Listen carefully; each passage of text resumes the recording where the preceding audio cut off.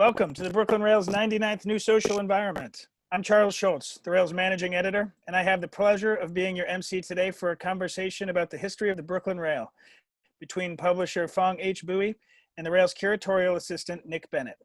We're also thrilled to have the poet Stacy Samazek here, who will read to close today's program. We'd like to thank the Dermot Company for supporting this week of the New Social Environment. You can learn more about them and the Rail's curatorial project with them from 2016 through the links in the chat. And now to introduce today's host. Nick Bennett is the Rail's curatorial assistant.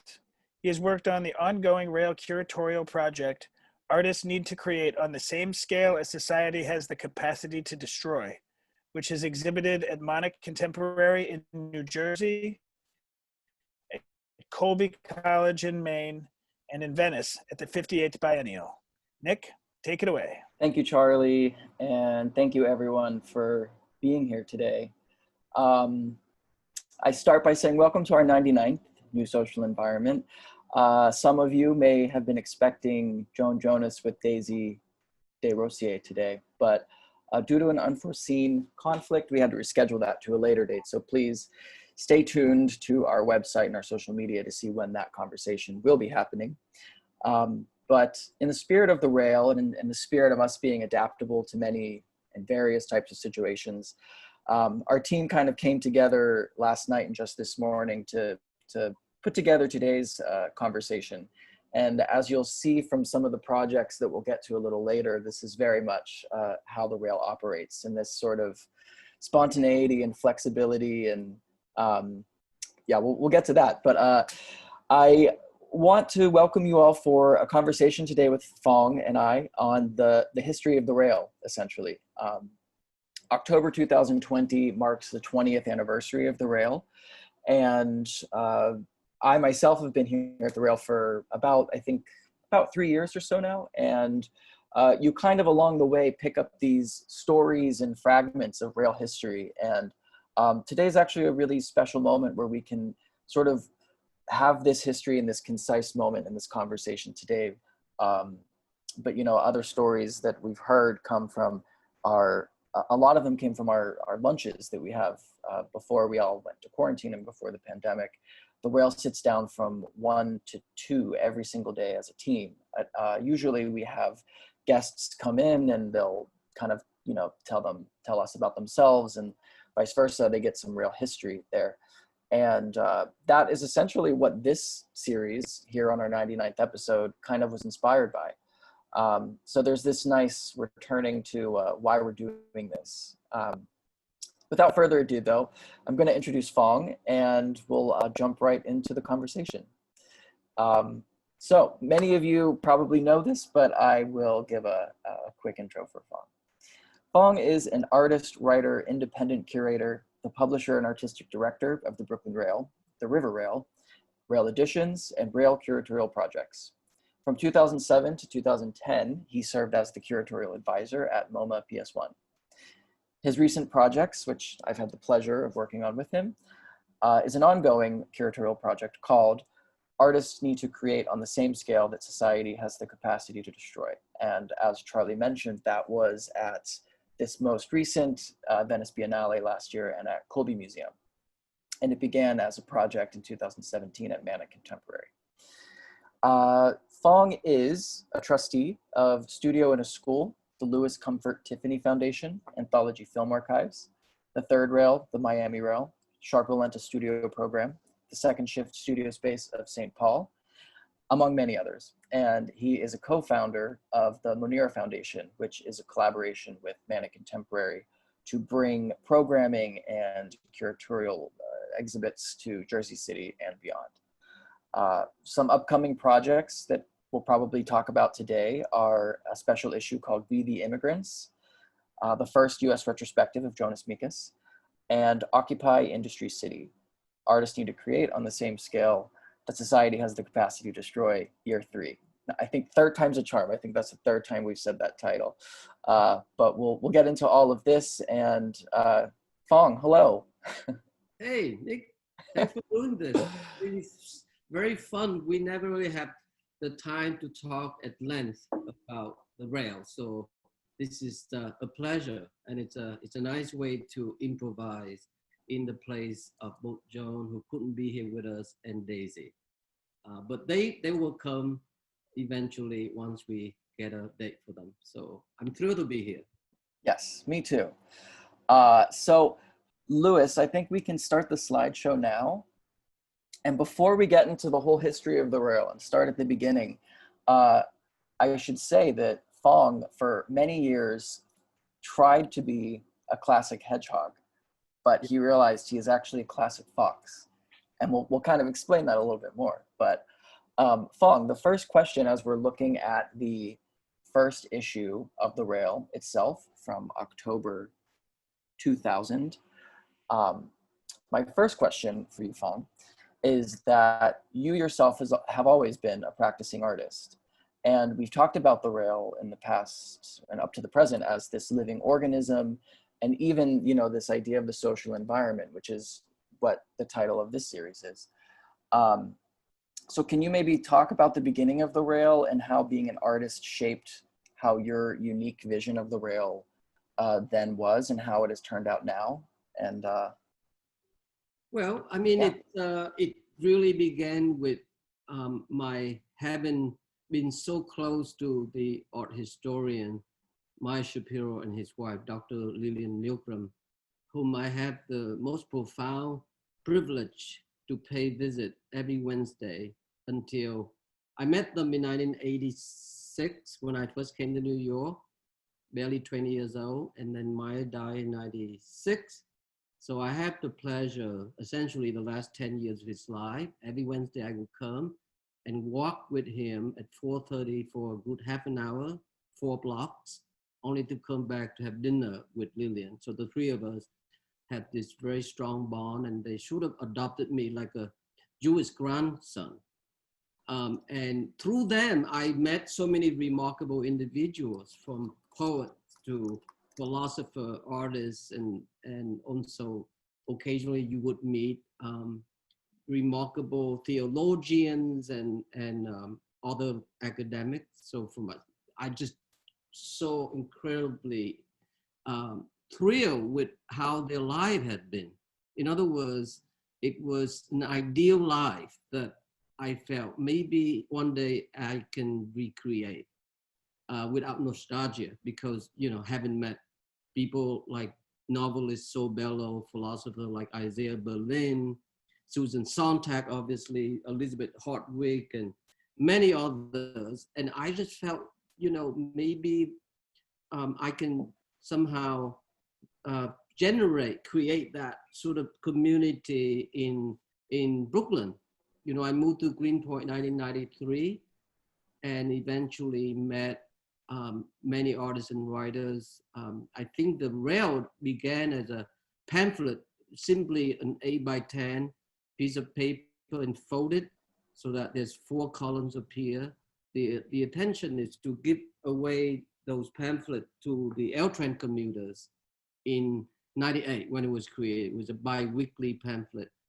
And by the time the commuter get to the other side of the East River, 4 columns would get read. And so we often get responses. So this is when the desire to create a paper was so romantic, you know, October 2000.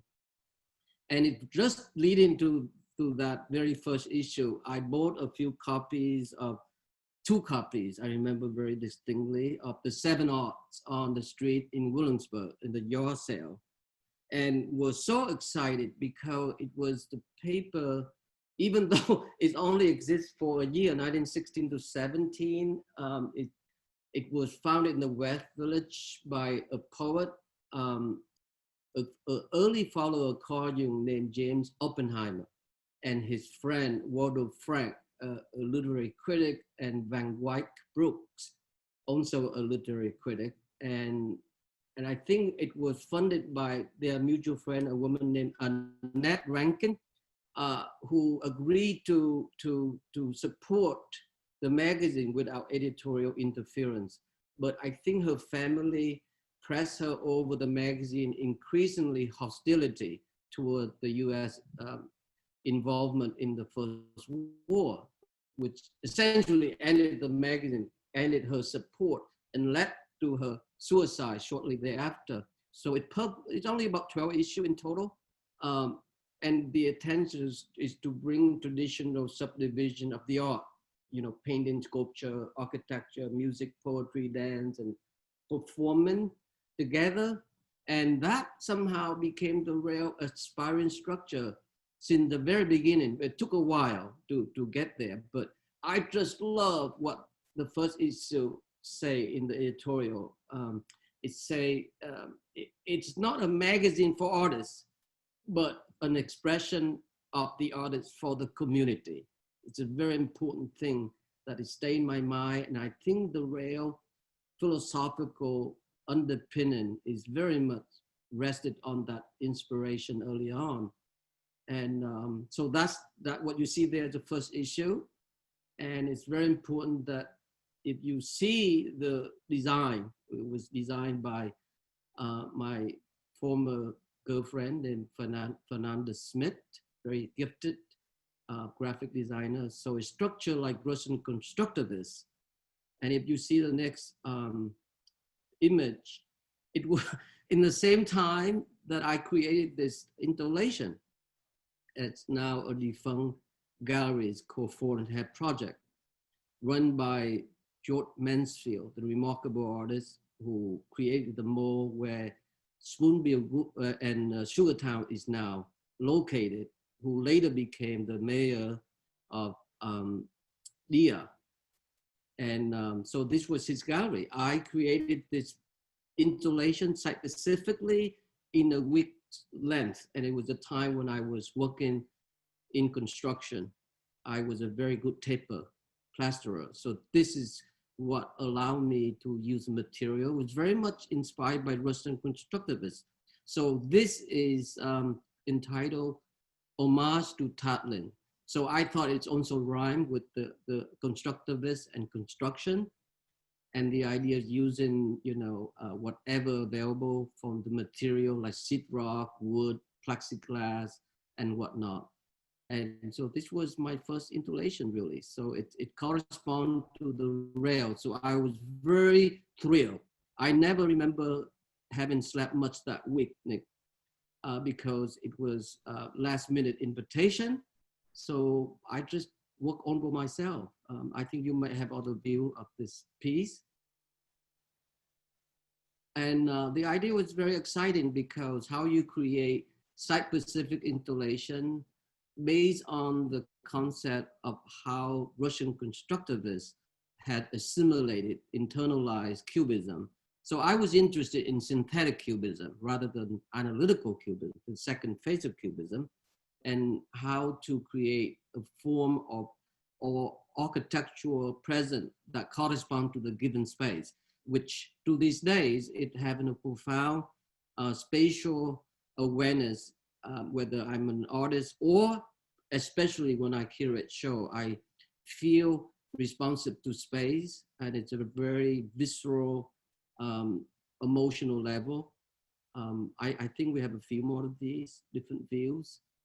We have some studies. These are studies, you know, and I made so many of these, as some of you might know, 25 years of my work were destroyed by Sandy, which we can mention a bit later. But basically, the material is very, you know, founded on, for example, here is wood veneer paper, aluminum and gold paper. So it have a very strong correspondence to how the Russian constructivists use their own material.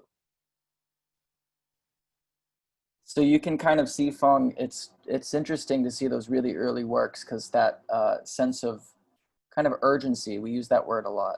Yeah. And you talking about how that sort of came together so quickly in a way, with little sleep and with the resources most available to you. It's interesting to see how that's, you know, carried over into some ways in principle, how we do exhibitions or special issues, and how we're always kind of working very quickly and urgently to address what it is right now without sort of overthinking something.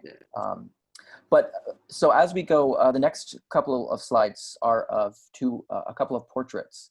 And so I know this will lead into some of the other images, Phong, but in some of the earlier years up until, even up until now, can you maybe talk about some of your role models as a publisher of an arts, as you're saying, of a journal that isn't just about art, but about all of the 7 arts and a sort of something that brings it all together? Yeah, I think again, through the Shapiro, I have met so many remarkable individuals, as I mentioned a few, but one of them I met to the end of his life was Willem Phillips, the co-founder together with Philip Roth, who I never met because he died long before I came to New York. The two founders of Partisan Review. And Partisan Review was a very important paper.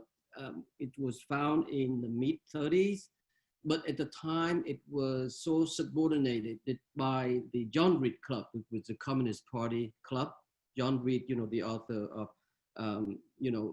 14 Days That Shook the World, the first American communist, really, that later compelled to be made into a movie. It's called Red with Warren Beatty, you probably remember. So it essentially broke away from the communist ideology because they wanted to publish a lot of experimental writing.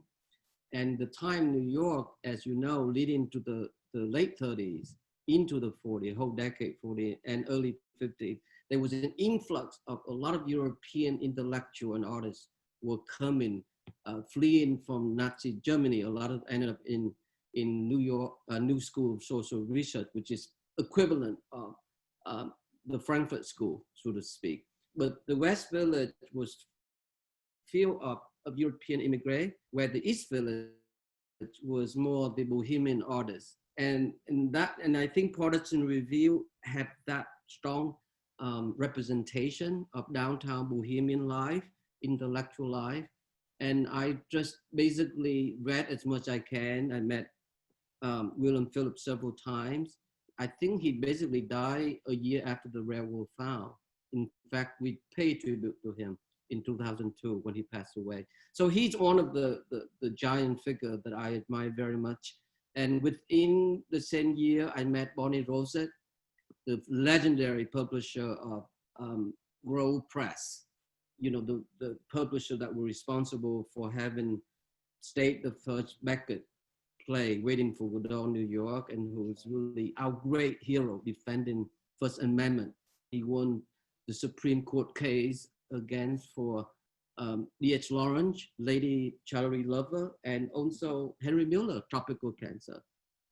Tropical cancer. I mean, I admire Bonnie so much for the conviction he committed for, relentlessly, not just Beckett, but Henry Miller, but he also published Kathy Eckers and Neruda's and Williamsboro and endless other great authors. So he's also one of the publisher I admire. George Braziller, another one, who I met through my Shapiro, was my Shapiro publisher. And many others, but basically, the idea is to look back and knowing all of the magazines that I admire and love. As you know, I collect a lot of them throughout the years. I mentioned the 7 Art, but also this Blast magazine, that's only in 2 issues. That's from 1914 to 1915. Published by Wyndham Lewis, Ezra Pound, and Henri Gaudier Brazeska. And that have a significant impact on how the rail, I would say, how the content was shaped in the beginning. And then there's the Dial, the Tiger's Eyes, and the Village Voice even. I got to meet Dan Wolfe to the end of his life, and Norman Mailer too, the 2 co-founders of The Voice. It was founded in the mid-50s. And again, it's very much like what the Partisan Review was, except for that it covered much broader context and what was happening in the village, sort of post-Second World War. you know, so a lot of people like Jonas Makers was writing for The Voice as a film critic, only reviewed experimental films, Michael Harrington, Andrew Saras, and many other people. So that was an important magazine, I mean, newspaper for the rare, because it's accessible language, and the idea how to you know, implement a living attempt to demolish uniformity and professionalism in a way. So it's, the aim is trying to encourage counterculture firmament. And that was something I was very aware from the get-go. And I don't know, I mean, of course, the New York Review of Books is also important. I admire Bob Silver a great deal, Barbara Epstein, and of course, Barbara Epstein, her husband, Jason Epstein, was the vice president of Random House and the editor of Vintage Books. And as you know, Elizabeth Hardwick was married to Robert Lowe at the time. And New York Review of Books rose out of the newspaper strike in New York City, where New York Times and other publications suspended publication for a year between 62 and 63, I think. And I remember meeting Bob Silver once through George Brazilla and Cy Newhouse at the Century Club. And this was before the rail, so it might have been in the late 90s. I didn't mean to be arrogant. I meant to be funny, really. I said to Mr. Silver, I say, wouldn't New York Review of Books be called New York Review of each other's book? And he got really angry at me. He took me to the side and he said, son, let me tell you something. If we don't support each other, who else would? And I never forgotten that, you know? It's a very important lesson for me. But anyway, yeah, those are just few names, Nick. I mean, I can go on forever. Well, you mentioned, Phong, you said accessibility a moment ago, and maybe now could be just a good moment briefly, and we can maybe come back to it later as well. Yeah. To ask, why is it so important that the rail and everything that we do be free? Well, it's important in the sense that, you know, I believe that, you know, okay, so this is the thing. When the war in Vietnam ended in 75, I think that it was a demoralized blow to the American psyche.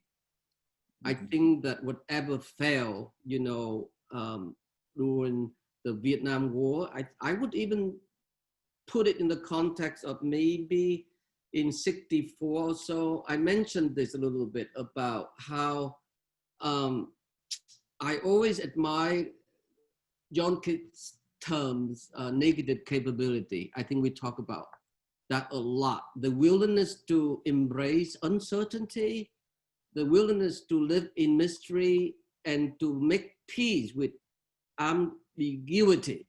That's something that creative individual like artists, poets can do so well, you know. And I don't know what happened there, but I believe that thinking of Sobello, for example, you know, Sobello in an interview long ago when he was asked, what is a writer? Who is a writer? He said, it's a person who lived by imagination, who has appeared suddenly from where he doesn't really know, for how long he doesn't know either. And although he tends to take the world for granted, and he's not surprised by all of these wonderful, miraculous things that surround him, he has to pretend not to be surprised. Because at heart, he is surprised, astonished, and delighted. He can say, in the end, he say, most people become blasé at an early age, and being blasé just means covering up this astonishment at having been here, haven't been born really. And I just felt like whatever happened when it ended in 75, it created a terrible blow in American psyche. I think that's when everyone went to the academy, all the radical left, once was the voice of the working class American. That, you know, they all went to the academy.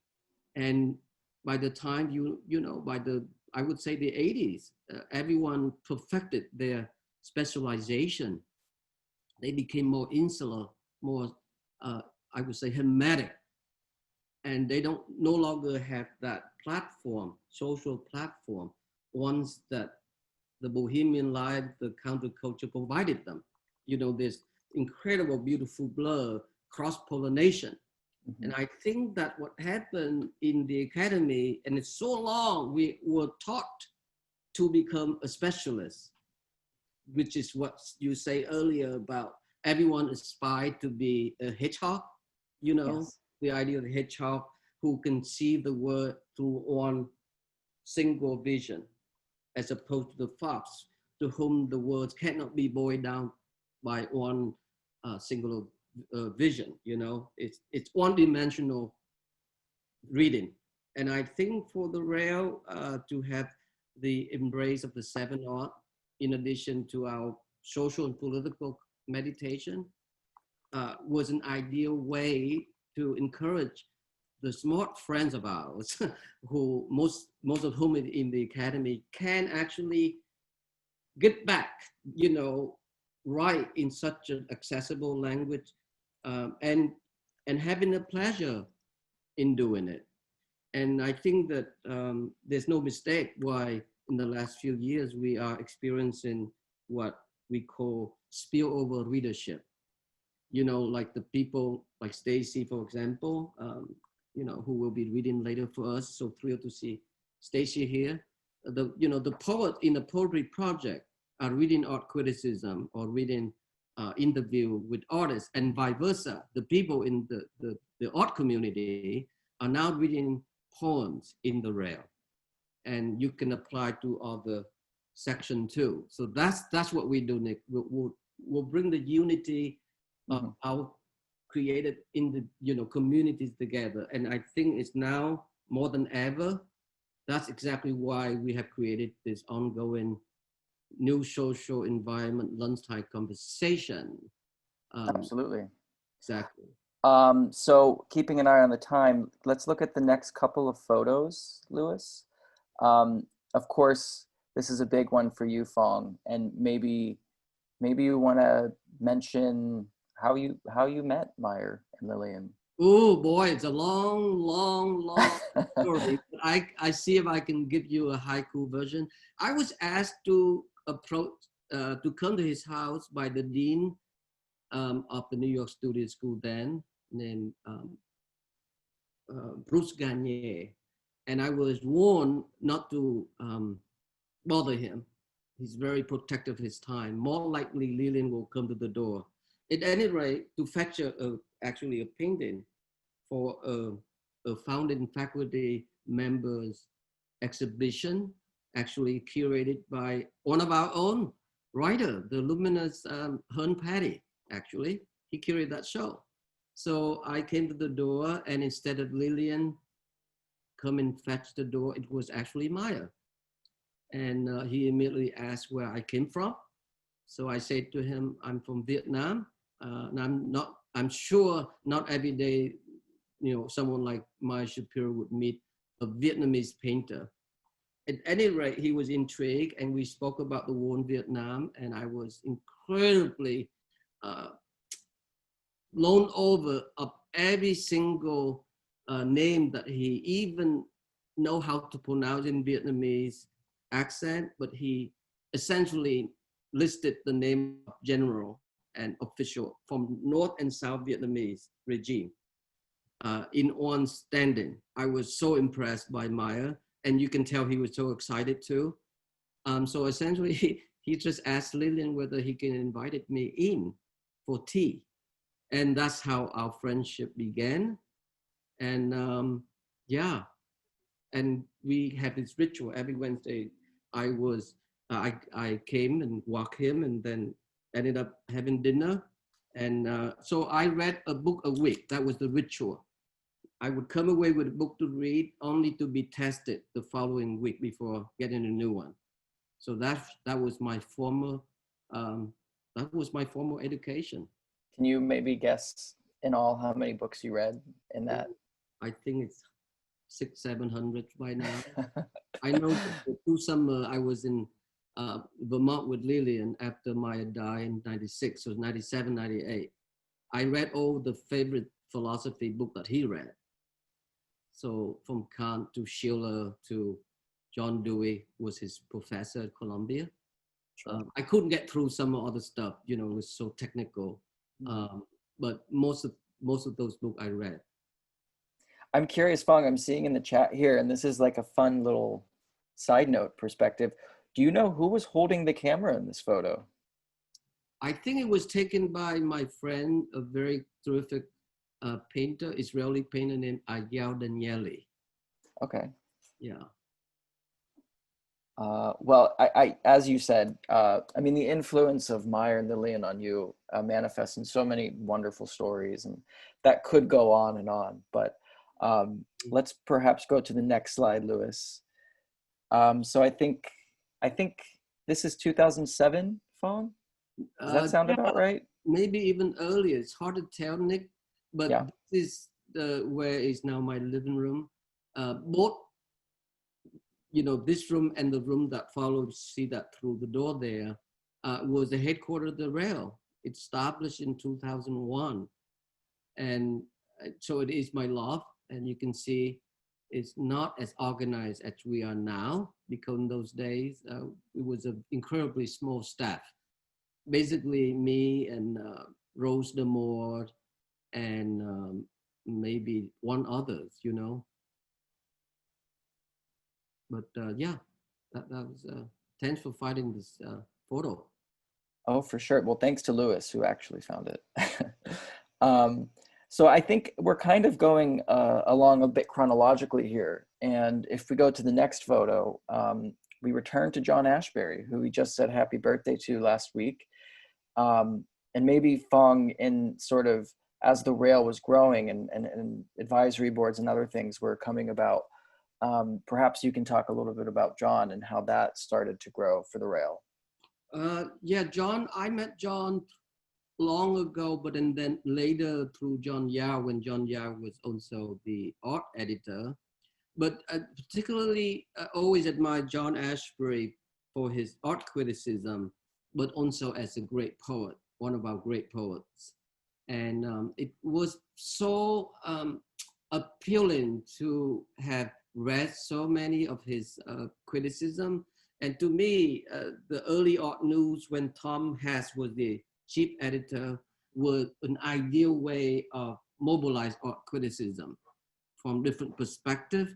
Tom H wanted artists, painter, you know, like Elaine de Kooning, like Fairfield Porter, Ractors Dow, who can write beautiful criticism, but he also wanted poets who contribute art criticism. John Ashbery, obviously, Jimmy Schuyler, Frank O'Hara, and many others. And he also wanted academic, you know, like Maya Shapiro, like Irving Senna to write. And so it's really terrific. There are a few critics too in between, but I just love in that structure. I love that structure, that exactly how we are doing this similarly in our art scene section. You know, we have artists who write like Tom McGlynn. We also have academic writing like Teresa Gooddeed or Amanda Gubisi, Jason Rosenfeld, you know, and we have Harvey Brock. I mean, many, just name a few. So I just felt like it's very important for us from the very beginning. Spend some time with John. This instant, he came and spent the whole afternoon plus dinner at the rail office, reading things over, signing the books. It was a pleasure afternoon. So must have been in 2005 or 6, maybe a bit later, but I think it's about that time.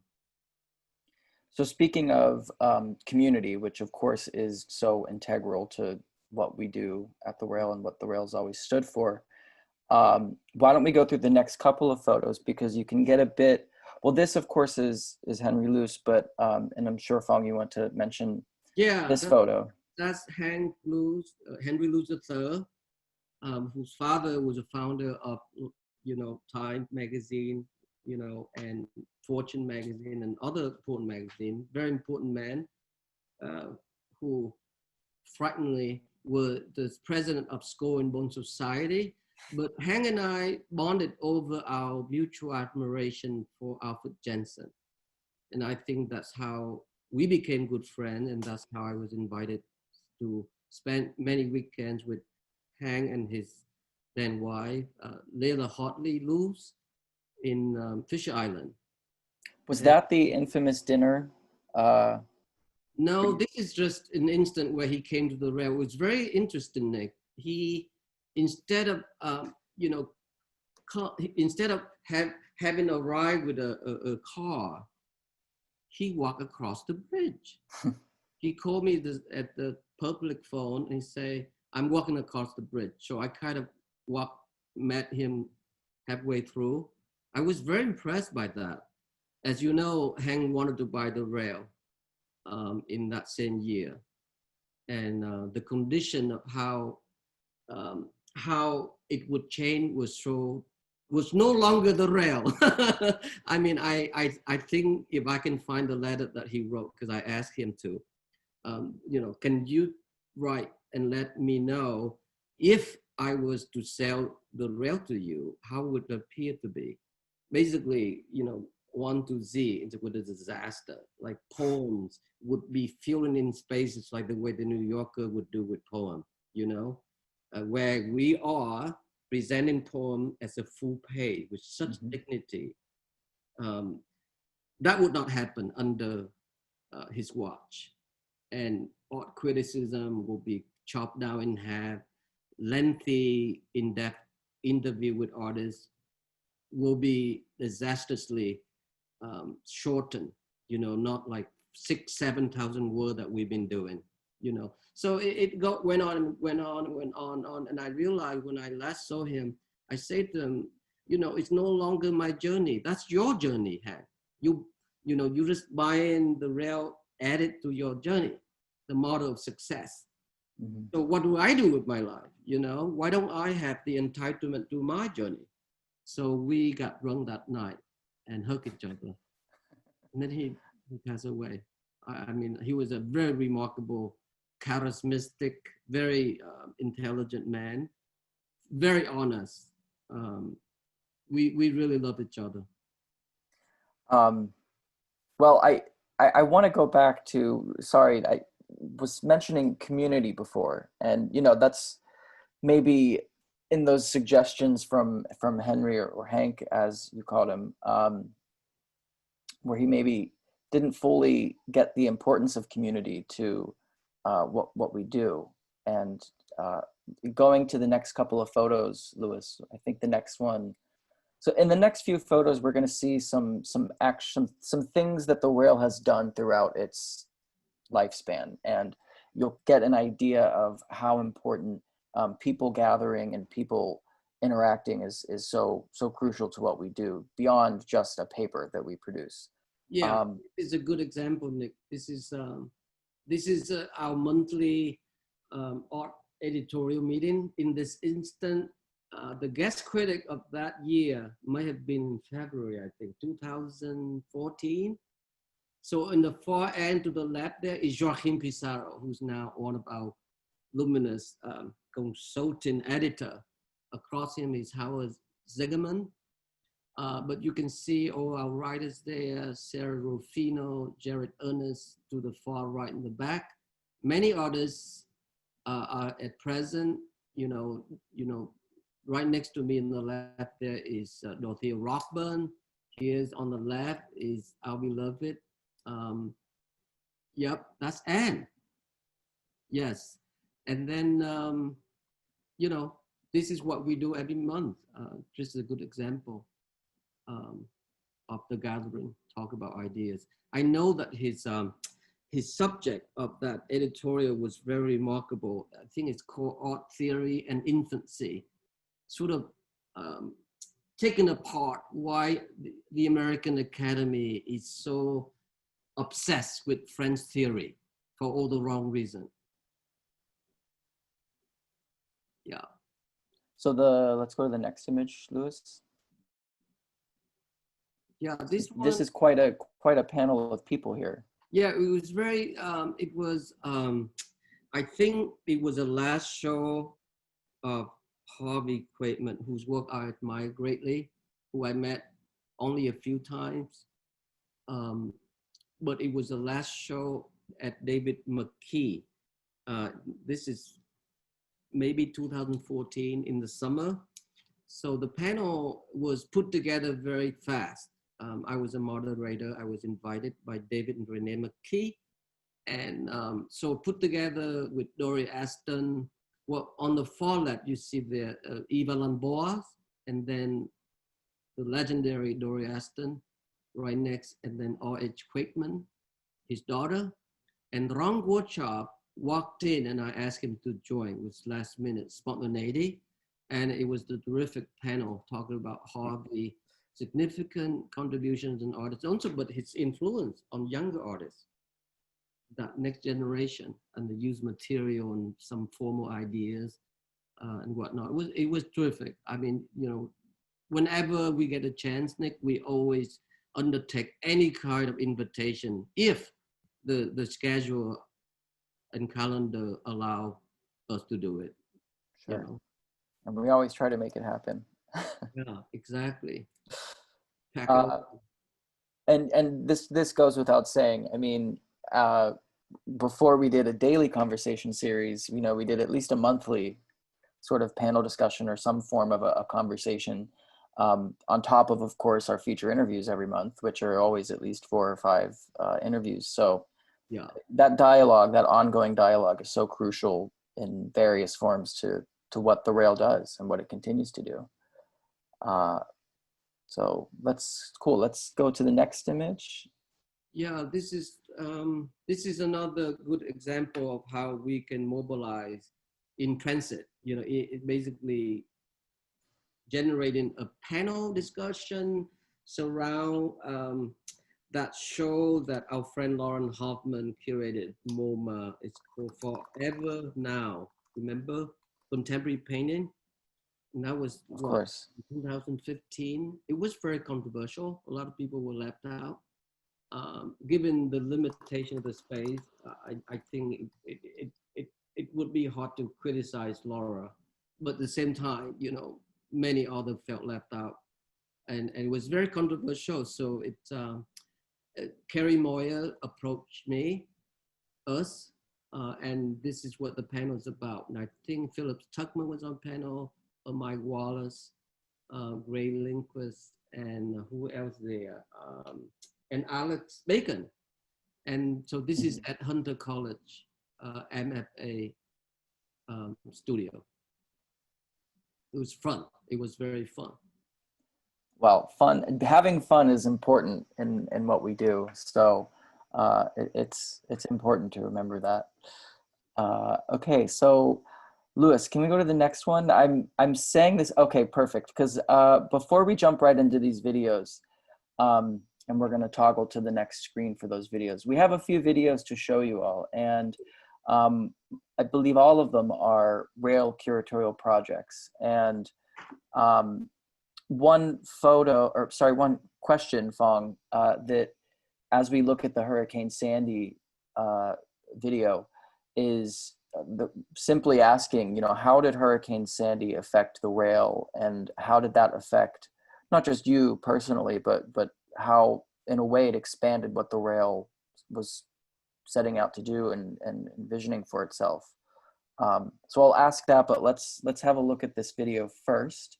And this is, we had made arrangements with the people at Industry City to have a gallery space here.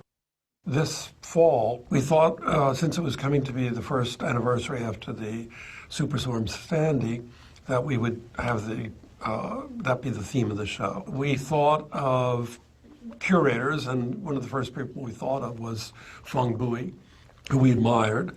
Daedalus had been a supporter of the rail for a while, for several years also, and he knows everybody. And we thought that if anybody could do a really great version of a show, it would several years also. I was very moved by the idea of doing a Sandy show. partly because my studio of 25 years of work, along with several artists in my building, at least 10 of them, were destroyed by Sandy. It was 6 feet of water.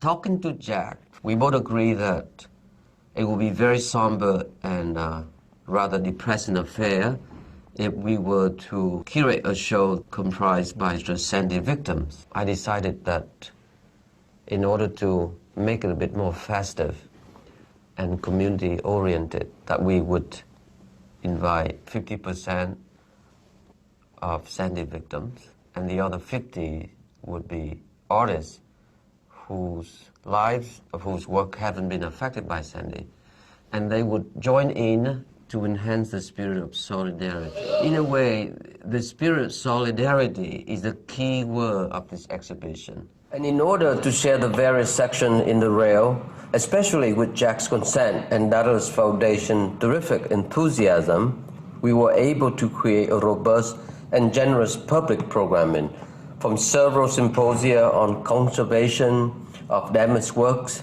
interviews with Sandy victims through Art International Radio, many dance and music performances, film screenings, to commissioning 20 poets who would write about their direct or indirect experiences of Sandy's destruction. It was a really profound healing experience for all of us in the end.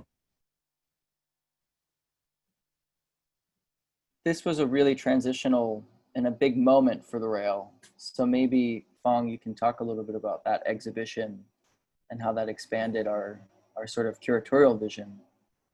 Yeah, I mean, it was, as you know, 100,000 square feet, and we did it in 2 months. And it was $1 million budget. I know that Daedalus Foundation put out half, which was amazing that they were able to do that such a brief time. And in that time, essentially just me with the assistant like you have been, Nikki. Yes. It was Cy Morgan at the time. And every day we would drive and visit artist studios. Someday we visit 12 of them.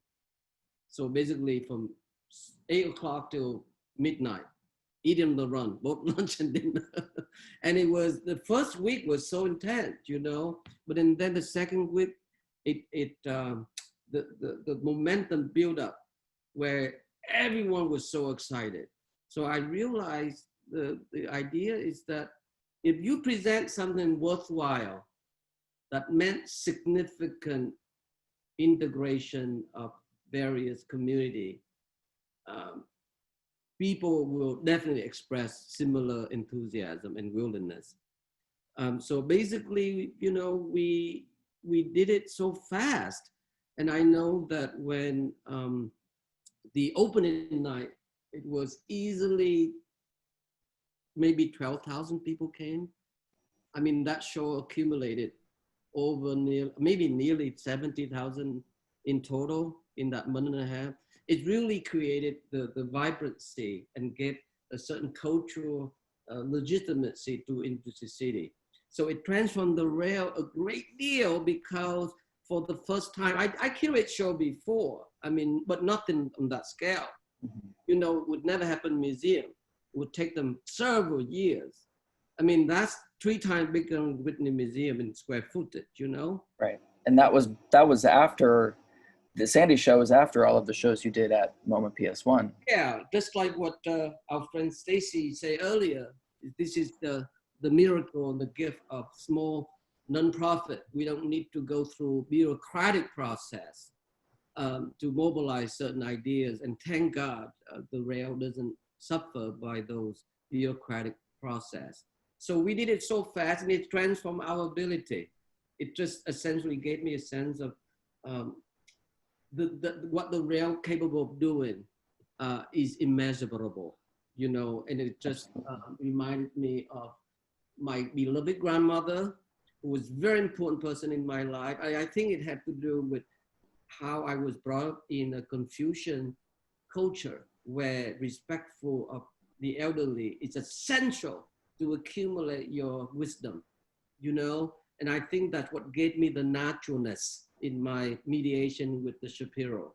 They adopted me right away. And I feel that way with older people I meet anyway. And that's another important thing in the rail. Don't just embrace the young writers, young artists. We also connected them. We connect them with the older, with the elderly. When they have accomplished certain things, they are very eager to pass on the baton. But you have to be excited. You have to learn to accept, because it's a responsibility, you know. But my grandmother once said this. She said two things that always stay with me. She said, once at the New Year, I think it was 1970, and she say, very serious, very somber tone, she say, when you grow up, grandson, you will suffer just like anyone else is in this earth. Don't ever think that your suffering is more unique than theirs, but make sure that you suffer the right way. And that was very important, and I took a long time. I thought about it. I still do. You know, what does that mean? What does that mean to suffer the right way? It means, again, going back to how I quoted John Keats' negative capability. You have to go there. You have to acknowledge the desire, not the need, not the want. If you need money, you get money. If you want to get married, you get married. But when you desire to be a great artist, a great poet, there's no guarantee at all whether you're going to reach that goal. And I think that's what it's about in the end, you know, and I understood it. It's just what you love. And when you love something, you desire something, you devote your life to it. You know, no restraint. Being restrained, it can become passive. You know, very important. Those who restrain desire do so because there is weak enough to be restrained. Being restrained just means by degrees become passive, you know, and I know that what she meant was very important to me. And the other thing she said, which is, she's quoted this Vietnamese proverb, which is very important to me too. If you live in a long tooth, be long. If you live in a barrel, be round. You have to be flexible. And that's how I respond to space. You know, Yes. I curate show that is tiny in a small room. That doesn't mean it's less monumental than a big show. It's Absolutely. psychological. So, you know, you work with me in a few of those. Absolutely. I mean, from 100,000 square feet to a small church in Venice. I do want to give a quick shout out to Sai, who is here in the audience. Yes.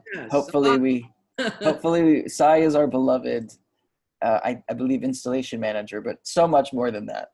Hopefully we hear from Sai in the chat, or maybe from a question later. But to give a greater breadth of exactly what Phong is talking about, let's go to our next curatorial project, which is pretty psychedelic.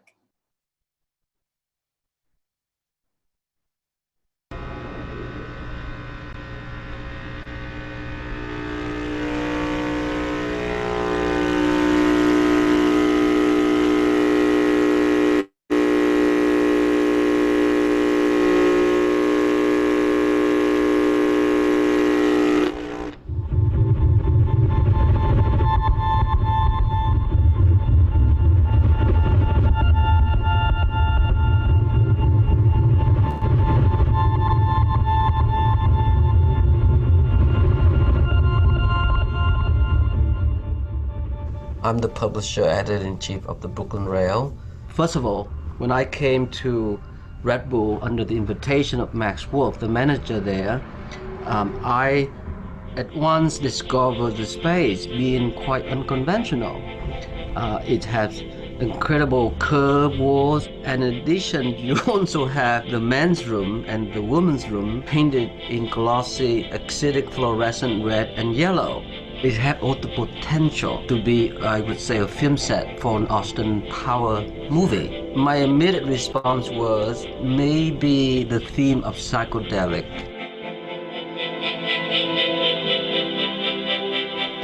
I've never been in a show that had pink ceilings and a pink furry carpet.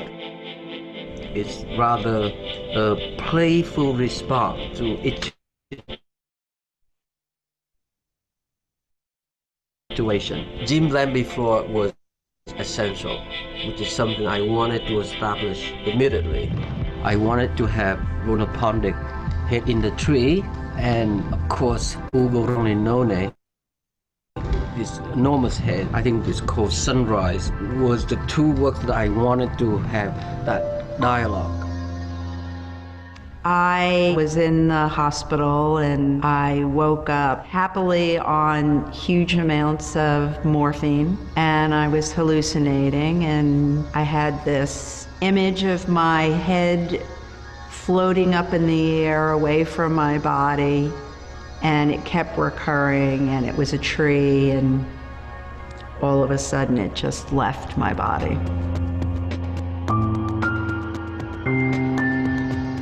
I was really good at taking things apart. I wasn't very good at putting them back together, but it was sort of like a classic thing of me getting a birthday gift and immediately within hours it had been taken apart, so I tried to figure out how it worked.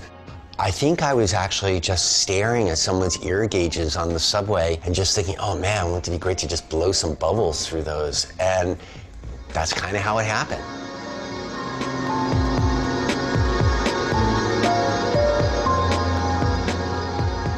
I showed it at PS1 in 1987. That was the only time I showed it. Been hauling it around ever since. And you know, there were a couple of times I thought I would throw it away, but I didn't really want to.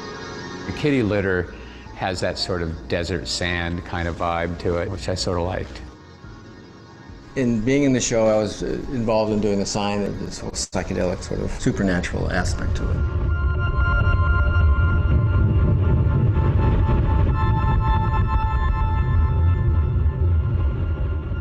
Usually with all of the work, I always start with a grid of language, and often it's found language. And then on top of that, I do certain kinds of procedures. I have these 18th and 19th century iconographic encyclopedias that I project and trace the silhouettes of and create these mappings of that information.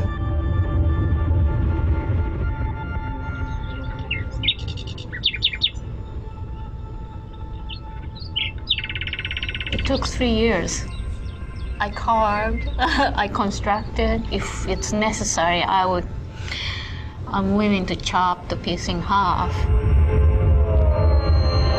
I think you will remember as a total environment. You remember it's an art experience, a visual experience. And that kind of oddity of experience is a way that I would prefer to think of it as psychedelic, you know?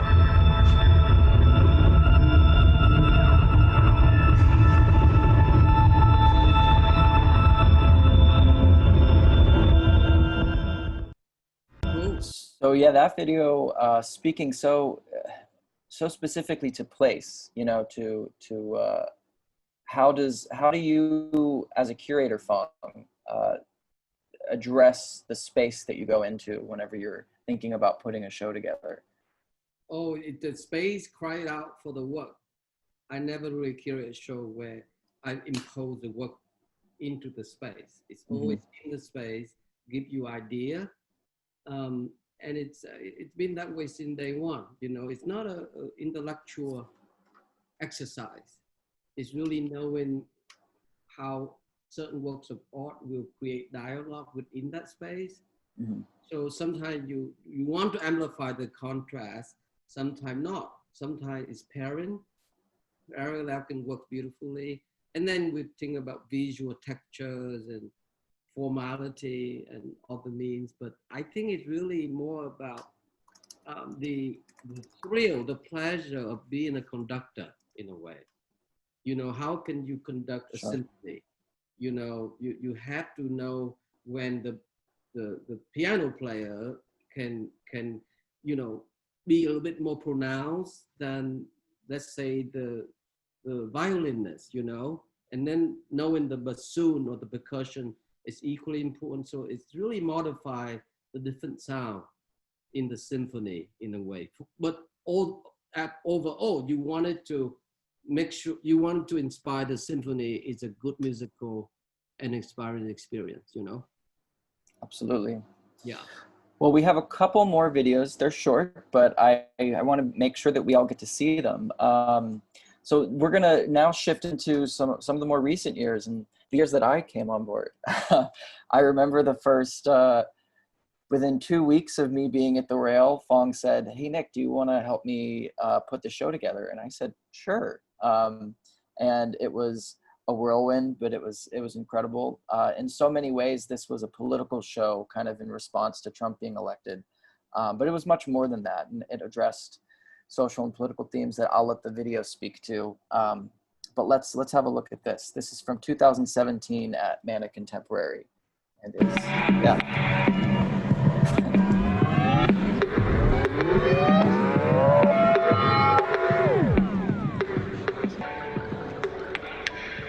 This exhibit is a good example of how a Rail Curatorial project corresponds the urgency of our monthly journal, the Brooklyn Rail, in that it was put together in 1 month.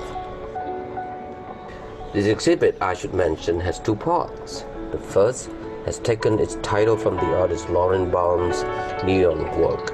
Artists need to create on the same scale that society has the capacity to destroy. It acknowledges the powerful and productive role artists can and should play in our current culture. The first part features 35 artists working in various media. Together, they invoke our current social and political issues. Our particular focus on human rights and equality, immigration, foreign relations, the environment, and climate change, all topics of alarming concern today. The range of these works, from the intimate to the monumental, reflects the variety of depths that these important issues impact upon our lives. The second part of the show, Friends in Solidarity, a group show with no specific theme of 28 artists join in the spirit of coming together as a protest against the divisiveness of the Trump agenda. This is one way to create a non-hierarchical network of social relationships now, using space that is still undefined and had yet fallen into a routine of habitual uses and bureaucratic rigidity. Up in the wall, motherfucker! You! Up in the wall, motherfucker! Up in the wall, motherfucker! Up in the wall, motherfucker! Up in the wall, motherfucker! Up in the wall, motherfucker! Up in the wall, motherfucker! Up in the wall, motherfucker! Actually, Phong, I can't believe you've gotten this far in Rail history and have not yet mentioned Jonas in more depth, that is. But I don't know, that one fun kind of moment from that. Do you maybe want to talk about that last bit? That was the last impromptu performance of Jonas, really.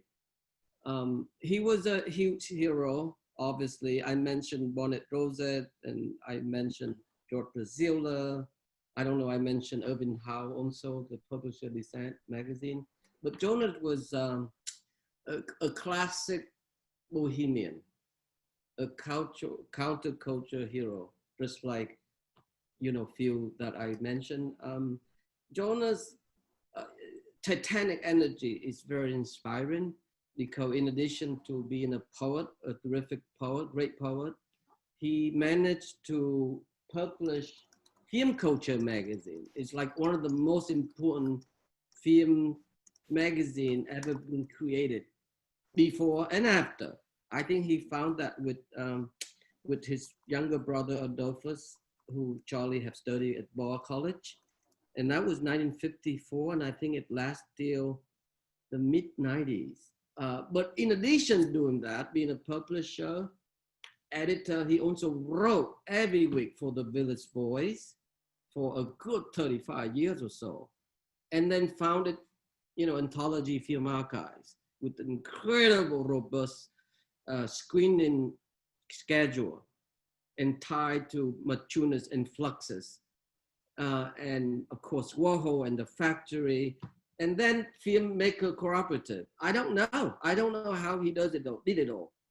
So to me, it's a important inspiration to have met Jonas, became his friends, and you know, I sit as a board member on Anthology. So it's it's hard to describe the profundity of Jonas, and not to mention his brilliant contribution as an artist that yet to be discovered. I believe that he should be known and recognized as equally important as Warhol. And I think that people are beginning to realize that, because during his lifetime, he was so busy doing other things for other people. He never really promote his work, you know. Sure. So I'm the few people who recognize it from the get-go and began to disseminate Jonas's importance. And I think that it will be known as soon as we undertake our first US retrospective. Sure. Travel the world, maybe working with Luma Foundation, with Hans Ulbrich, and other friends. Yes, so stay tuned. Stay tuned, audience. There are big plans coming up for a big show, showcasing a retrospective, you know, Jonas's work. Much more than just a filmmaker, an experimental filmmaker, but a poet and a documentarian, and so many wonderful things. So we have just 2 more quick videos. We're coming into the more recent years, and this looks to what the rail has its eyes on for the future. Maybe, Louis, we can just kind of play these 2 one after the other, and I can quickly say, from that first video at MANA, we took the same theme and this title, Artists Need to Create on the Same Scale That Society Has the Capacity to Destroy. This has been a collaboration with our friend Lauren Bond and the Metabolic Studio in Los Angeles. And that text is the mission statement of her practice. And that neon is her work. And so we've been taking this project to different places. Just last year, we got to take it to Colby Museum, and very excitingly to the Venice Biennale as an official collateral event. And first you'll see Colby, and next you'll see Venice.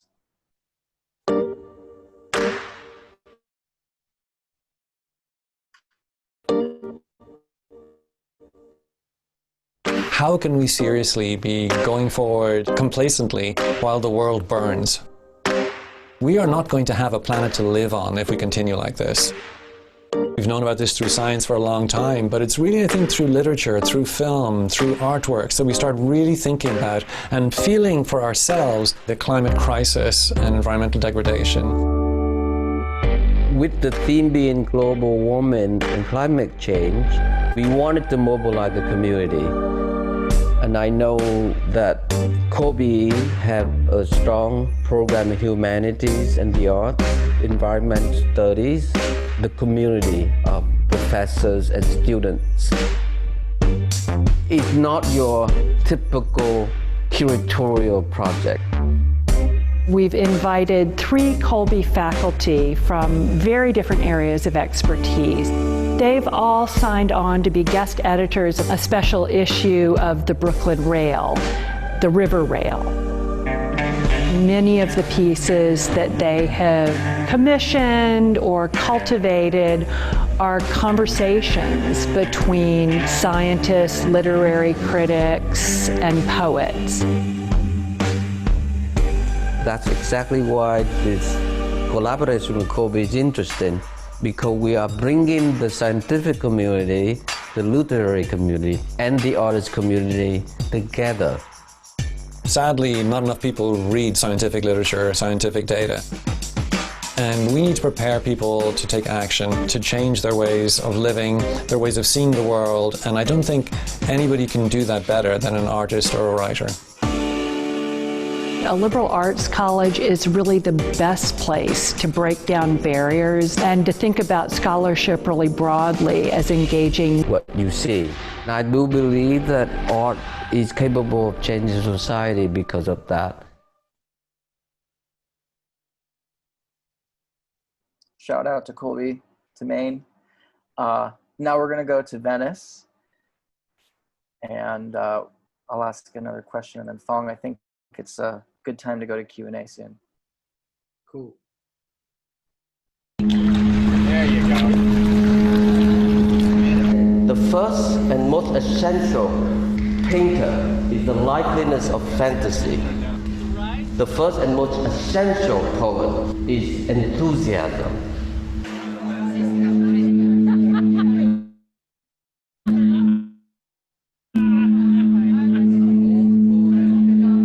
Think about the urgency of the environmental crisis. Life is lots of presents. Porto ai ponte. Yes, I want to behave. There's no shred of doubt.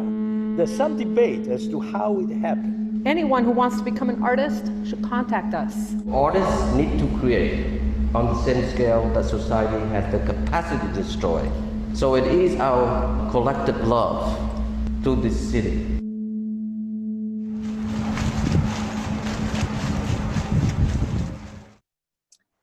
And so those two exhibits, as I mentioned, you know, they were a continuation of that first at MANA, and they were a bit refined, obviously, as you saw, to be more addressing the environmental crisis and global warming and climate change.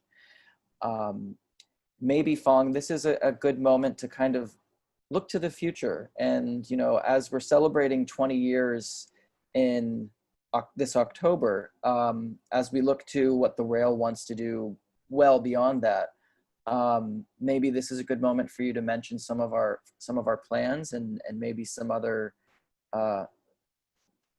endeavors that we kind of have in mind, and then maybe from there, and looking at the time, it'd be good to go to Q&A. Yeah, as we welcome Hugh Hayden and Julie Rees tomorrow, it will be our episode 100. And in fact, leading to November 2nd, the day before election, our whole calendar is booked.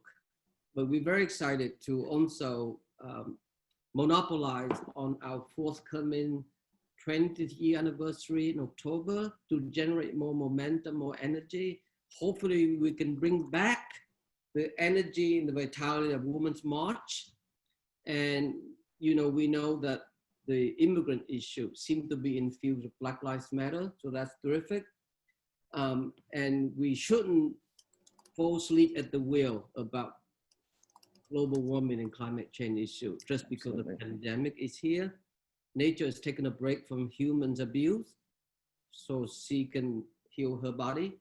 But still, we have to bring that back all together, all this critical issue, and we hope we can push towards the election to 2020 on November 3rd. And I just want to be sure that we get our right to vote and all of our human beings across the country, especially younger people, to vote. But other than that, it's a profound optimism. And we're very excited about what we're doing. Beyond the project, which very hard to describe where we are right now, but we are undertaking, hopefully, one of the biggest show ever been put on the theme of global warming and climate change, whether it's going to be at Into City or elsewhere, but that is slated for next year. And yeah. It's funny, Phong, because as we've been talking maybe for just nearly an hour and a half, I realized we really could go on and on and on and talk a whole lot more about a lot of these projects. But I want to expand, or I want to share the mic with a couple of others. So yes, let's go to Q&A, and I know Charlie has a couple of great questions lined up, so I'll pass it off to you, Charlie. I do indeed. Thanks, Nick. Thanks, Phong, for that wonderful conversation. It was really great to hear some of those old stories, and especially to see some of that footage. I had a lot of warm feelings reflecting back on those artists and those moments, and really thankful that you shared that today. Our first question comes from our social media manager, John Capetta. John, would you like to activate your microphone? Yeah. Hey, everybody. Phong, great talk. Nick, good work. So nice to hear about the rail always. And I suppose being a student of the rail is sort of part of my job here. But Phong, I had a question. I have two questions actually. And they're both ones that I've wanted to ask you for a long time. The first is, can you talk a bit about Walt Whitman and his being editor of the Brooklyn Eagle and the influence that might have had on the rail? And the second question is, it's probably apparent to most people here that poetry is a big part of the rail's raison d'etre. And I was wondering if you could talk about why poetry is such a pillar for us, and maybe talk a little bit about the importance of the poet to art making in New York City in the 20th century, kind of more generally. Well, I'll be brief in my answer. I think that Walt Whitman, when he was the editor for what was called Brooklyn Daily Eagles, it's a very important newspaper in those days. I think he was only there for 2 years, 1846 to 48, I think. But a significant 2 years, very productive, because he wrote daily. He covers so many subjects, you know, wherever the life on the street, basically, you know. And I think that generated important notion for his own idea of imminent democracy or democratic vista, leading to, of course, his poetic enterprise, the idea of everyone is be seen with dignity and affection under the sun, you know. And I think that have a very important, profound role for me. It's particularly in my portrait installation. You know, I think that we have tried to do the same in our writing, as you know. I mean, welcoming you guys as young production assistant is really amazing opportunity to connect you with well-known author or artists. So in the same similar space, so to speak, you know. And I think Whitman was important because he represents for the best ideal of American self-correcting democracy. He knew that it was super fragile, just like Emerson did, just like later William James and, you know, John Dewey, who I've been reading a lot lately also. I think it's self-correcting democracy, just like the way Tocqueville wrote in his Democracy in America. I think Whitman represents the best of that ideal. You know, how can everyone in America undertake similar freedom? You know, how can they be treated equally? So to me, that's only a poet wisdom can prevail, because poets are the most honest people in the world. You know, they don't get paid to write their poem, and they also defend the importance of language, as we are going through the time right now where our language is being abused, vulgarized. So the poet restored the dignity of language. It's always been the same case. And it, you know, so I knew growing up with poetry being a subversive means during the course of Vietnam, whether it was 1,000 years under the Chinese domination, 200 years with the French and whatnot. I think that book was being burned, intellectuals being murdered. So poetry had to be carried and lived through the oral tradition. So my grandparents, both sides, they can memorize, they can recite at least hundreds, if not thousands of poems. So I grew up with poetry in my life. And I always, like the Greek, have always put poet beyond anyone else. You know, so the real love and admire poets. And so that's how I can think about it. So Walt Whitman, again, a huge figure for us. Thank you, Phong, for that answer.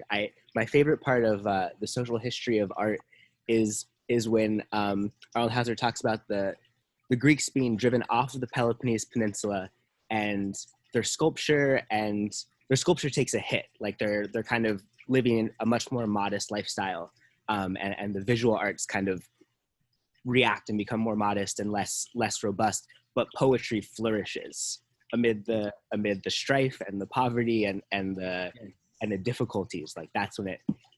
So yeah. Anyway, thank you. Exactly. Yeah. We love. Thanks, John. Thanks. Thank you, JC. Thanks, Phong. Yeah. Going to go next to a regular at the Rail, a regular at our Rail social environments. Mark, I'm going to ask to activate your mic now, Mark. Okay, is it working? Yes, we can hear you well. Okay, hi Phong. I'm in Serbia, so I have been absent. Serbia, that's gorgeous. Not one, but two sculpture symposia. Yeah. This was, I couldn't resist joining this meeting. I love history, and I didn't know a lot about the rail history, and this has been really wonderful. Also, your videos are incredible. I wish they were more widely available. Your projects are amazing. But my question is, you answered the second part of the question, but I'll read the whole thing. Starting and building the rail, were there scary moments? I don't mean financial shortfalls. Also, what was the most helpful advice you received for your rail project? Well, I mean, your grandmother gave you your most helpful advice, maybe. Yes, no, absolutely. I think that, you know, it's very difficult starting something like this and turning someone down like Hank Luce. Thank God you did. You know, it's very hard to do something so big. Well, I mean, I think that the idea is that it's important for us to make things free. I think it's very radical. A lot of free paper are just essentially filled with advertisement. Yeah. Exactly what it killed the Village Voice really by 95, you know. But I think that it's a moral obligation for us to inspire, encourage our intelligent friend who abandoned the discourse with suburban middle class and rural poor Americans, who was on the conscience, was their voice. And I think we lost that. I think that moving forward, I believe that since the Cold War ended in 91, where there were no more enemy, Soviet Union, communism, I think that both Democratic and Republican parties became very complacent. In Serbia, they've talked a little bit about this, that during the Soviet times, capitalism in America had to compete in a way. And then after the Soviet system collapsed, that the American government no longer served the people anymore. It didn't have to compete anymore. Yeah, I mean, that's one way of thinking about it. It's super true, because instead of going out, the politician, like they normally would do before that, to have a direct rapport with those middle class and working class American, then only they would accept invitation to go to very fancy corporate order or give commencement speech where they get paid a great deal. I think that's what happened, you know. I think that it ended that whole idealism where you have to work to not to be distracted by business, money, you know, so they became part of the donor base. You know, the donor base became so strong. And I think that by September 11, 2001, it gave the power even more so to the right, which then created Homeland Security, which is what we are experiencing now in Portland. It's the beginning of McCarthyism again. All of that is very complicated, but you still think that if Gorbachev, who began dismantling of Soviet Union, but it was Yeltsin. It was Yeltsin who really became the laughingstock of Russia, you know, and I think that's what created Putin.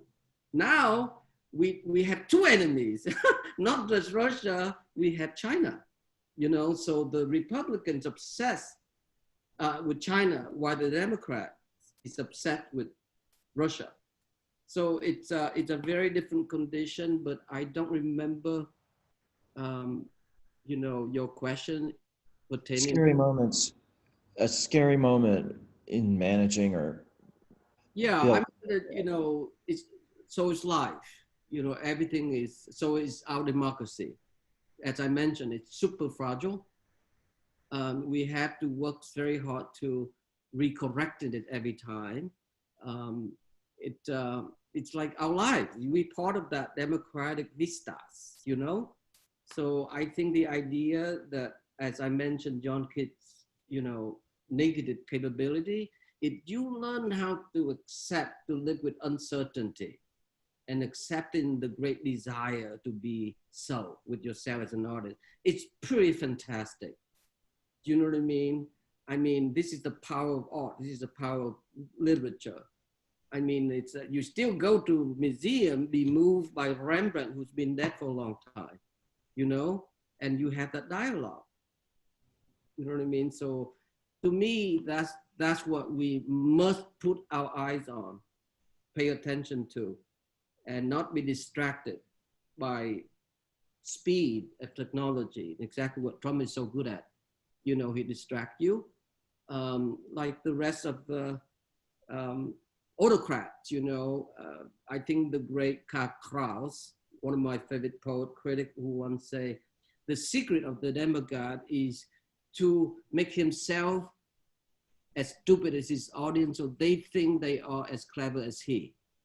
So people like us, the worker of the cultural sector, have to be more proactively involved in the dialogue and not fall asleep at the wheel and be so comfortably and hermetically be where we are in tiny niche. We have to break out that niche because culture was never been created by specialized niche.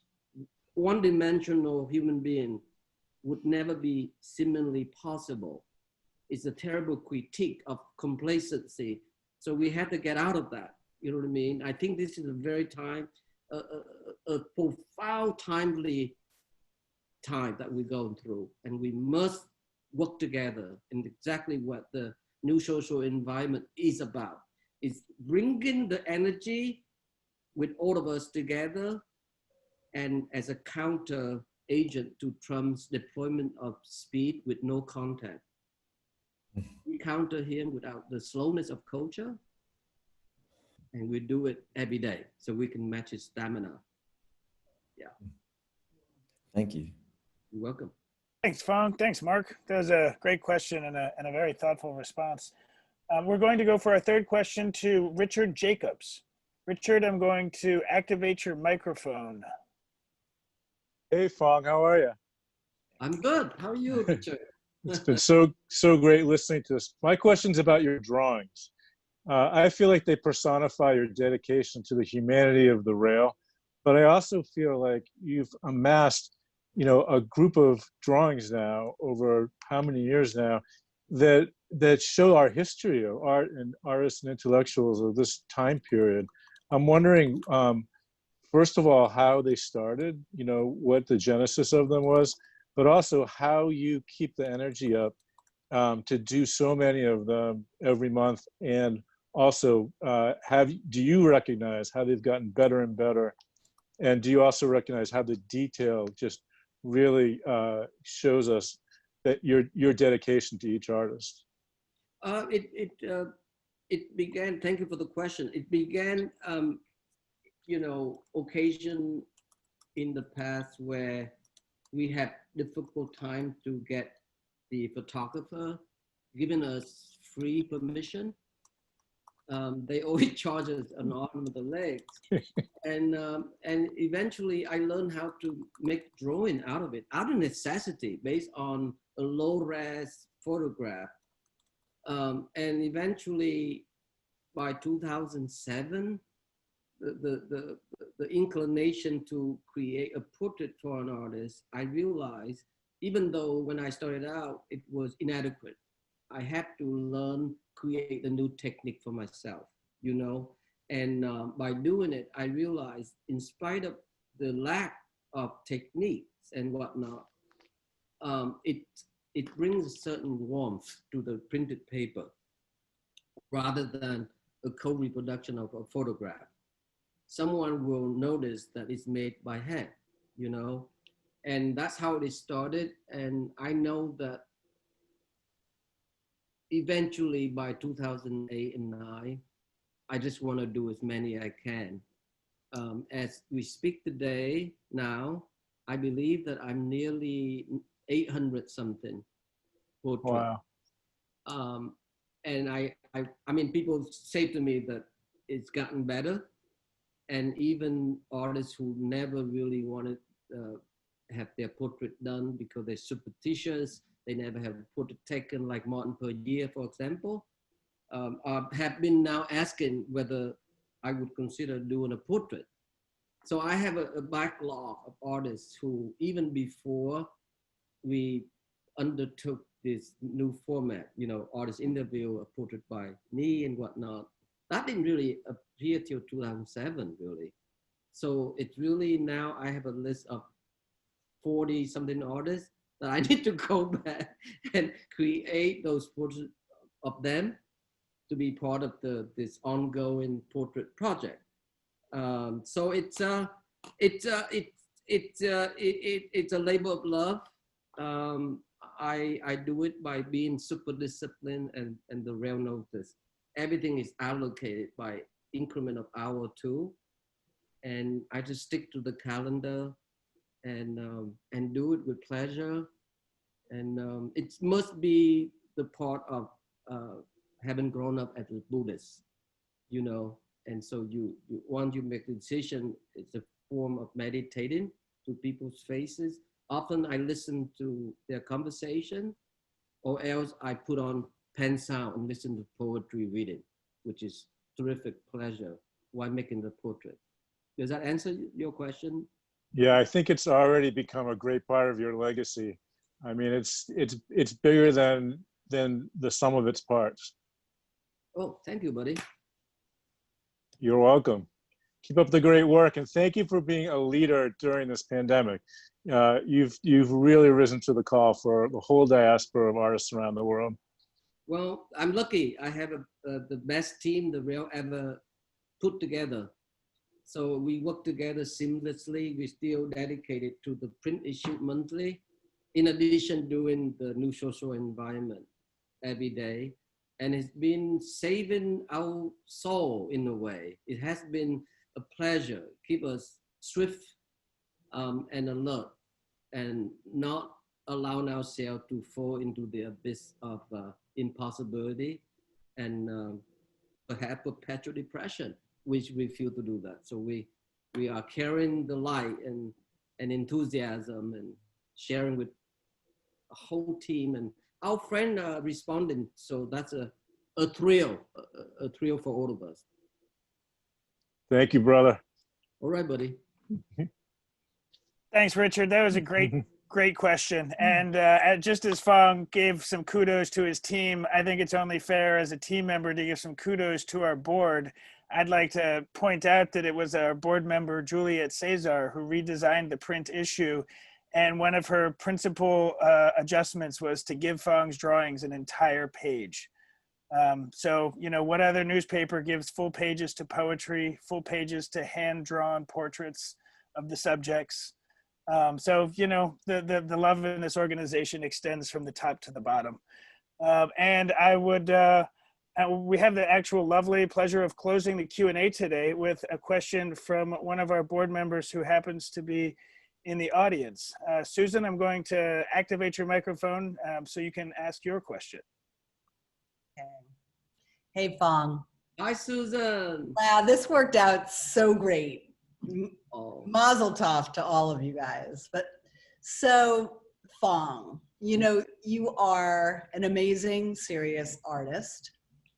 You are a voracious reader and thinker. You are a brilliant publisher and curator. You are more, by the way. So you know. I'm sorry if I'm embarrassed, but we all know that this is true. It's not hyperbole. You are a committed participant in the lives of artists and organizations. You are an unparalleled listener to people, to currents going on in the world. You are an inspiration, and you are a visionary. You know, you're a leader, and you're a wonderful friend. I count myself lucky to be your friend, and I know you are a friend to so many people. So take that in. But where do you see yourself, and what do you see yourself doing 5 years from now, 10 years from now, with the rail, you know, or not, you know, you as a visionary, and you are planning out such wonderful things for the rail. But I'm wondering if you can think beyond this, you know, short-term period of time.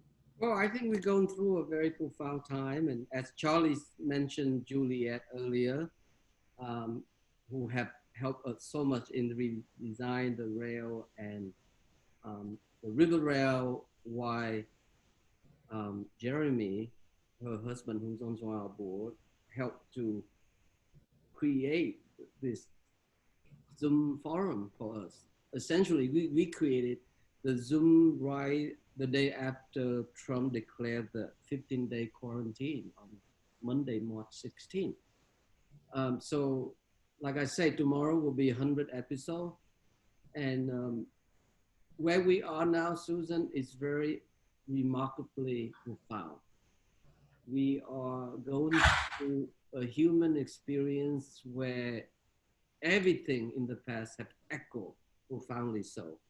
Like the way how Black Death decimated the population in Europe. Even Florence alone, it wiped out 65% of Florentine.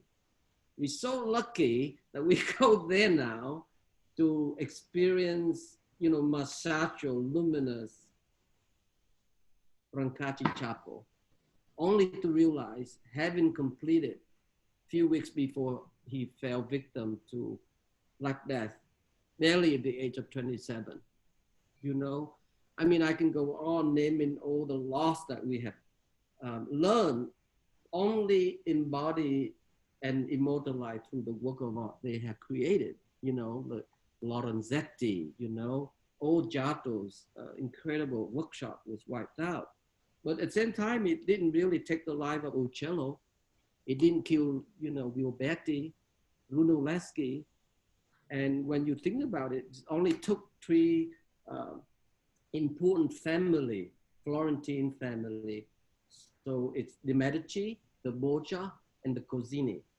There's few others, but these are three powerful, wealthy family. And they listened to the old sages, the poet, the philosophers, you know, Fuseli and you know, Petrarca. So they were sent to Greece to bring back the sacred texts of art and literature. And that's how, you know, humanism was created, because they translate into Latin. So we forgot, we take for granted, but Renaissance means rebirth. So it's always the art and humanity that heal our suffering. You know, we can say the same with the Great Depression. It was a WPA, you know, work progress, Federation for the Arts, for writing, for theater and whatnot. And I think we are in that moment now. You know, this is where artists need to create on the same scale society has capacity to destroy. Lauren Bond, prophetic neon, to me, it's more profound than Robert Indiana love sculpture that spoke for the 60s. You know, this is a very powerful statement, and that's why it became our official, I would say, banner for the Rare Curatorial Project. It's artist plural. That means it's the artist, the writer, the poet, you know, everyone coming together. It's already in the realm, you know, Susan, there's 7 arts in the realm. So now we can come together and we can offer our amazing energy, our wisdom, you know, our content.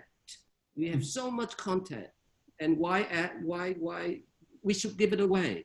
It's never been done before. The history of this country in publication, there's nothing like the Rail. And I think this is the time where we able to do it every day. It's beginning to catch a lot of people's attention, because everyone is taken for granted, you know, living in this country for so long, you know, falling asleep at the wheel, they say. We can no longer do that. This is a very profound re-examination of our culture. It's super fragile. And this is where, if we live through this together, we have a strong community. I think if we can work together, it's amazing. I mean, the future is dependent on us, really. You know, I think we have to break down those barriers that have been keeping us in tiny little niches. So we can't really talk to each other, no longer able to communicate one another. I mean, we miss Joan Jonas today. She had to go to a doctor appointment, but Joan is also a great example. You know, a poet, a drawer, an artist, a performer, an artist, a dancer. I mean, you can't really pinpoint, you can't pigeonhole Joan. And that's, I think younger people now are desperate to have that similar freedom. You know, earlier we have a picture, a portrait with, I didn't get a chance to talk to, is Elizabeth Baker. We call her Bessie Baker. That was the first portrait that appeared in the slides here. She was a guest critic.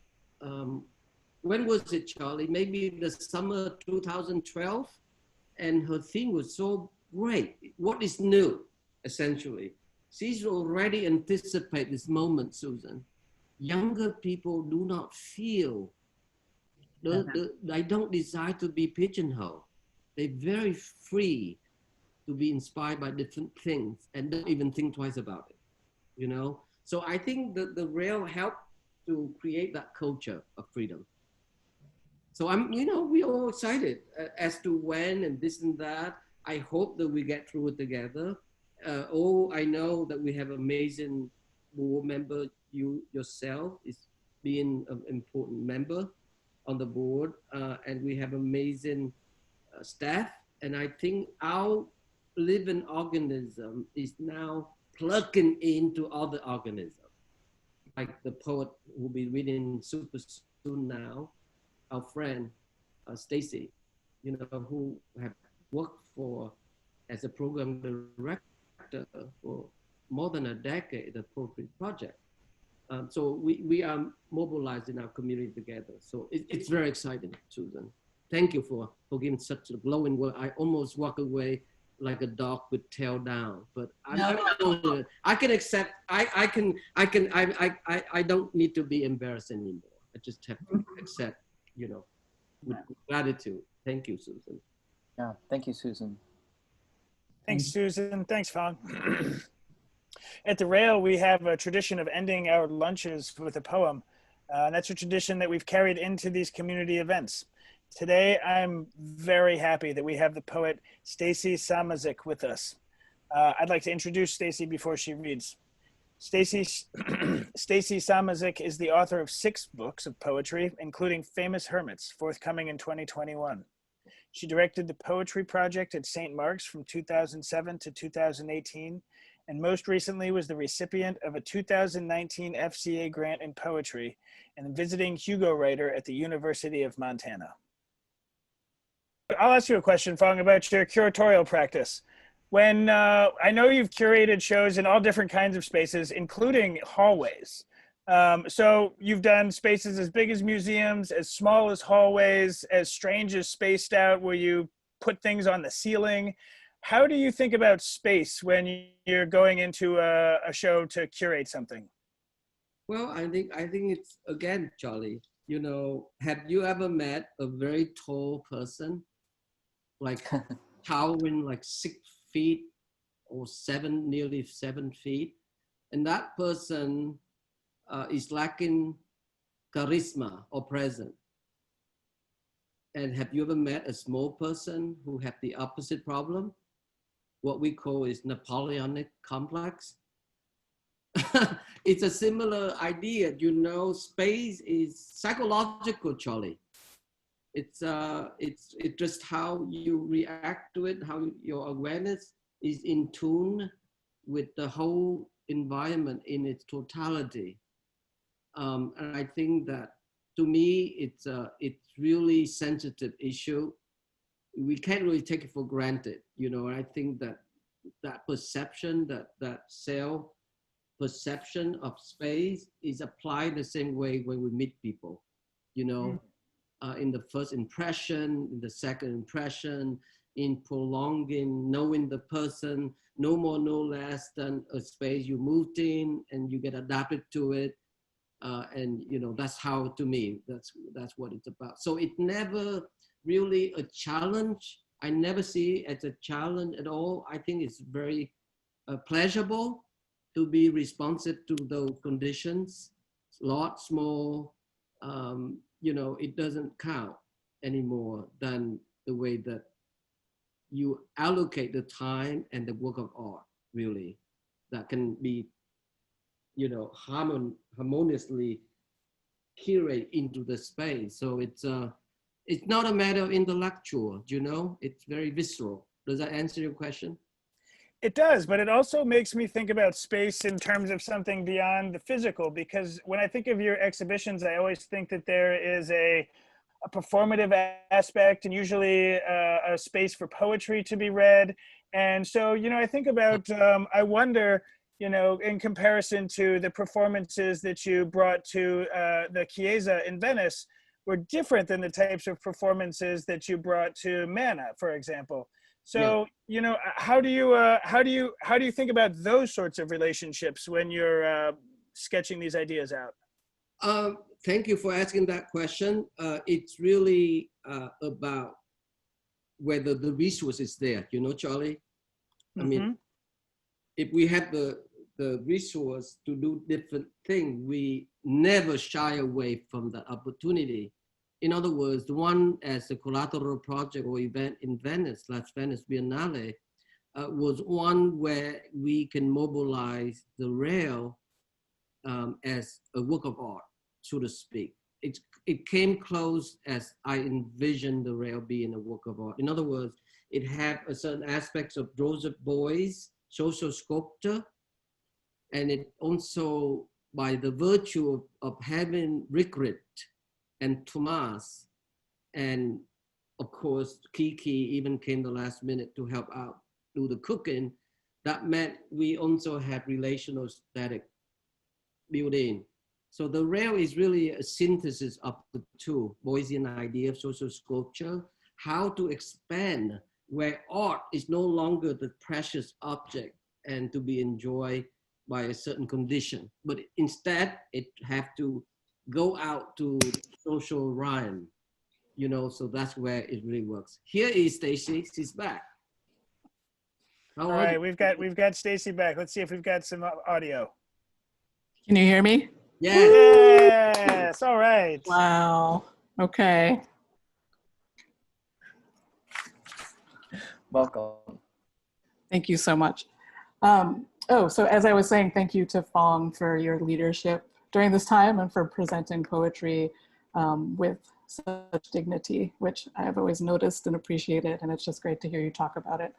And thank you to the Rail staff for hosting me and for all of your work just now to get me back with audio. This piece is called, something I wrote last year called Stop Making Peace. P-E-A-C-E. An orange rotted and collapsed on the dirt parking lot. I have steered evil clear thus far. A double-fisted baby who knows a devil's turds. The feudal property lady can't let go of me, insinuating I disappeared, a photograph of tree bark. Perhaps standing in for distress that I moved into the hutch, the ashes of 2 golden retrievers, and left my DNA on the rugs. I talked to the lizards doing push-ups in the trees. Last night's dream, a circus of bugs, a roach so mighty it dragged one of my shirts across the room. Distant freight horns sent me into a doze, and doves in the citrus woke me. I'd lob the orange, befitting the jester image state-crafted for us. Alas, it would turn into a mythological ball of sun, and my dreadful martyrdom has run its course. In the book mart, we compare translations of the first canto of Hell. Go with Dorothy Sayers, 1949, crime writer and poet. Speaks in the introduction of how we have recently rediscovered the problem of power. There is no alchemical mask. Were we all trying to look bigger in the 80s in imposing oversized suits, telling people it's a double Windsor when it's a simple knot? Because the photographs uphold that you are a giant. The hard admission when we give a hand job power, we are corollary and bootless poems never get written. Enter freely, go safely, and leave something of the happiness you bring. I know the names. The dentist asked me if I was in pain. My teeth lined up to break out of mortal coil. I love a tough babe. The second old man to high-five me in 2 days, the other being a handyman after I helped him install the air. All of the dentist's crowns were gold, like those of ancient Luzon. I have lounged with lions, some Gotham enemies, some on pedestals at San Xavier, with my wax hat protecting my face, where all 4 deserts in the US converge and 4 mountain ranges. My cry in the sloppy middle of life is a dialogue. In view of Santa Catalina, I woke to find an elder woman selling her soap. Mine has more pine tar in it because frankly, I am a master of my trade. Thank you. I wonder actually today if everyone, I believe this is everyone is allowed to unmute themselves. So I wonder if everyone could unmute themselves and actually either clap and snap, because I've wanted to do this for so long after our poet reads. But I wonder if we can hear an actual like a real thing. Thank you for indulging us. Sorry. Before we do depart though, I want to maybe if everyone may can maybe now mute yourselves just so that we can,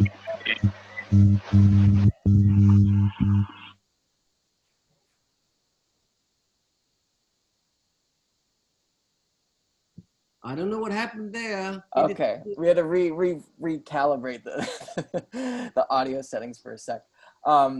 Thank you everyone so much. That was actually really fun to hear everyone clapping. Thank you, Stacy, for that poem. Thank you for bearing with us, Stacy, and thank you everyone in the audience for bearing with us as we figured that audio issue out. I want to thank Phong, not just for being here today, but for doing everything that he's been doing for 20 years and helping people like myself and our current staff just, you know, become better people and thinkers and writers and artists. Thank you, Charlie, who I think had to dash to a meeting. But with that said, before we do unmute ourselves again and depart, tomorrow is the 100th episode of our new social environment. We will be featured with artist Hugh Hayden and with guest Hugh Hayden and with our host, Dr. Julie Rice. And I hope you all can join us then at 1 p.m. We do this every day at 1 p.m. We will keep doing it every day at 1 p.m. And I just want to thank so many familiar faces here today for being a part of this community. And feel free to unmute yourselves and say hello again. I think it's set to, so I think we can do it. Thank you, Nick. Thank you, Susan. Thank you, everyone. Thank you. Thanks, everyone. Thank you, Phong. Thank you. Thank you, Nick. Thank you. Thank you. Thank you so much. Thank you. Thank you. Bye-bye. And thanks, Lynn. Thanks, Justin. Thank you. Thanks, Jason. Thank you. Thanks, Rose. Fantastic. Sai. Incredible. Stacy, thank you for the reading. Yes, and thank you, Thank Stacy. you, Paul. You're welcome. So good. Thank you. Richard and Mark for your questions. Hi, Mary. Hey, Andrew. That was awesome. All right. So, Thank you.